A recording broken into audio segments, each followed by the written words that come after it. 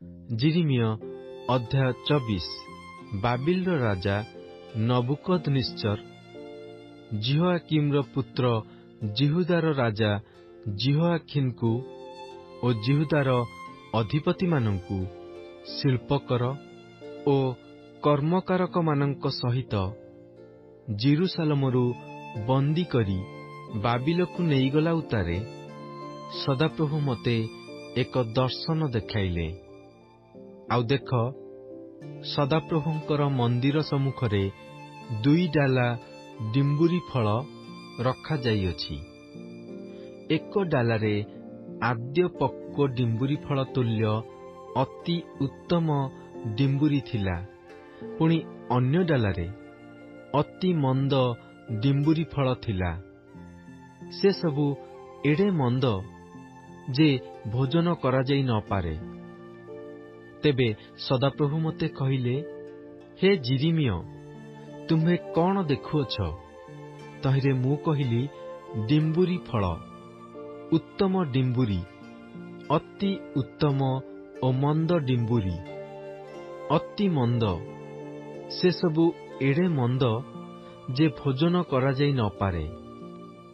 ଅନନ୍ତର ସଦାପ୍ରଭୁଙ୍କର ଏହି ବାକ୍ୟ ମୋ ନିକଟରେ ଉପସ୍ଥିତ ହେଲା, ଯଥା ସଦାପ୍ରଭୁ ଇସ୍ରାଏଲର ପରମେଶ୍ୱର ଏହି କଥା କହନ୍ତି, ଆମ୍ଭେ ଯେଉଁ ନିର୍ବାସିତ ଯିହୁଦୀମାନଙ୍କୁ ଏହି ସ୍ଥାନରୁ କଲ୍ଦୀୟମାନଙ୍କର ଦେଶକୁ ପଠାଇଅଛୁ, ସେମାନଙ୍କର ମଙ୍ଗଳ ନିମନ୍ତେ ଆମ୍ଭେ ସେମାନଙ୍କୁ ଏହି ଉତ୍ତମ ଡିମ୍ବୁରି ଫଳ ତୁଲ୍ୟ ଜ୍ଞାନ କରିବା।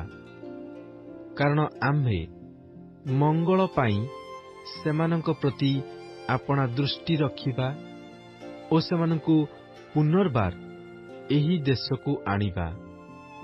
ଆଉ ଆମ୍ଭେ ସେମାନଙ୍କୁ ନିର୍ମାଣ କରିବା ଓ ଭଗ୍ନ କରିବା ନାହିଁ। ଆମ୍ଭେ ସେମାନଙ୍କୁ ରୋପଣ କରିବା ଓ ଉତ୍ପାଟନ କରିବା ନାହିଁ। ପୁଣି ଆମ୍ଭେ ଯେ ସଦାପ୍ରଭୁ ଅଟୁ, ଏହା ଜାଣିବାର ମନ ସେମାନଙ୍କୁ ଦେବା। ତହିଁରେ ସେମାନେ ଆମ୍ଭର ଲୋକ ହେବେ ଓ ଆମ୍ଭେ ସେମାନଙ୍କର ପରମେଶ୍ୱର ହେବା। କାରଣ ସେମାନେ ସର୍ବାନ୍ତଃକରଣ ସହିତ ଆମ୍ଭ ନିକଟକୁ ଫେରିଆସିବେ।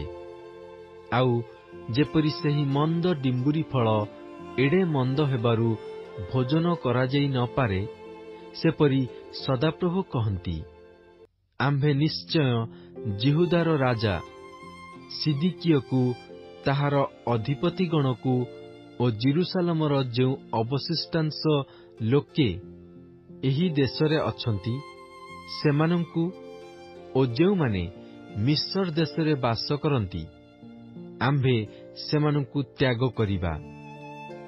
ଆମ୍ଭେ ସେମାନଙ୍କର ଅମଙ୍ଗଳ ନିମନ୍ତେ ପୃଥିବୀର ସକଳ ରାଜ୍ୟ ମଧ୍ୟରେ ସେମାନଙ୍କୁ ଏଣେ ତେଣେ ନିକ୍ଷିପ୍ତ ହେବା ପାଇଁ, ପୁଣି ଯେ ସବୁ ସ୍ଥାନରେ ଆମ୍ଭେ ସେମାନଙ୍କୁ ତଡ଼ିଦେବା, ସେହି ସବୁ ସ୍ଥାନରେ ଦୁର୍ନାମ, ପ୍ରବାଦ ଓ ଉପହାସ ଓ ଅଭିଶାପର ପାତ୍ର ହେବା ପାଇଁ ଆମ୍ଭେ ସେମାନଙ୍କୁ ସମର୍ପି ଦେବା।